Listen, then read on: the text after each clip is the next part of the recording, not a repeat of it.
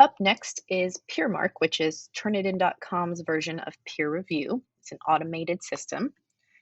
What's great about it is that this can be a powerful tool for students to evaluate each other and then reflect on their own work. If students are well trained, it can alleviate some of the drafting process and feedback that the instructor has to do along the way. But in order for this to be successful, students really need that clear criteria in order to evaluate each other's work. So just like setting up the paper assignment, it's very important that the settings are correct when you set up a PeerMark. Students need ample time to complete this and need some modeling for doing it successfully. Within PeerMark, you have some options of the feedback variety. So students can give scale responses on a scale of 1 to whatever, rating or ranking the quality of parts of the essay. They can respond to questions that you provide with free response.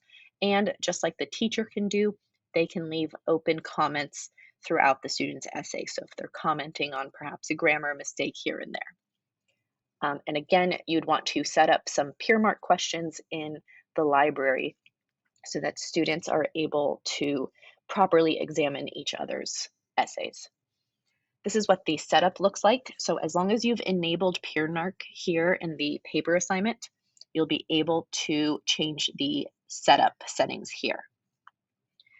When you open up the settings, the first thing you want to do is decide whether or not this is worth any points.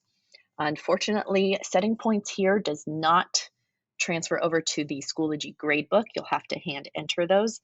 But students don't necessarily need to be awarded points for this task. It's really just a learning opportunity. Here, you'd also want to set the window of when peer reviews are open for viewing. So that would definitely want to be after the due date of the original essay, how long they have to review each other's work, the due date, and then when the peer feedback will be published to the other student. So this you might want to do immediately after the review deadline, or you might want to give it some time to just skim through the comments they've left each other before releasing it. Some optional settings, additional settings here is whether or not you want the points to be awarded automatically. So Turnitin recognizes if a review is complete and will award those points. Do you want them to view the names of the peers they're reviewing? This really doesn't matter since most students leave a heading, so they'll still be able to see names. Here, can students who did not turn in the essay still complete a review? Now that's up to you. Is it valuable for them to read other essays, or should they be spending their time completing their original assignment? How many essays do you want the peers to review? I recommend no more than 2 or 3. And then I usually leave this as 0. I have the system automatically assign papers. We don't necessarily wanting them just self-selecting review papers. And then finally, this could be very valuable. Do you want students to then review their own paper using the same criteria? So after viewing and reflecting on other students' essays, would it be valuable for them to look back at their own essay using the same criteria?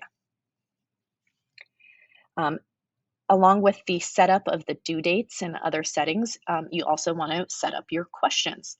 So if you're just starting off, you can add questions that you think would fit within the scope of the essay assigned. Perhaps it's an expository essay where you need specific question types, or an argument when there needs to be clear claims and evidence. So you can add them here, or you can grab them from the library if you have set them up before. So these are some of the ones I have set up previously. Even when you select from the library, you're able to pick and choose different questions from those different library sets. Up next is the distribution. So this you really don't need to do anything, because if you've set how many essays the system will assign, you can just leave that alone. But perhaps you need to exclude a certain student or pair certain students together. You can do that here. You do not need to say create PeerMark assignment. These settings will save. This will actually create a new PeerMark, so you want to just leave that alone. For the students, this is very important. Now, Schoology will not put PeerMark in their dashboard as a new assignment. They need to be prompted to return to the assignment dashboard from their original submission to complete the PeerMark. So this is something you definitely want to do together in class, especially the first few times, and not just assign it as homework. The only indicator that a PeerMark review is open for students is this glowing red dot within their assignment dashboard.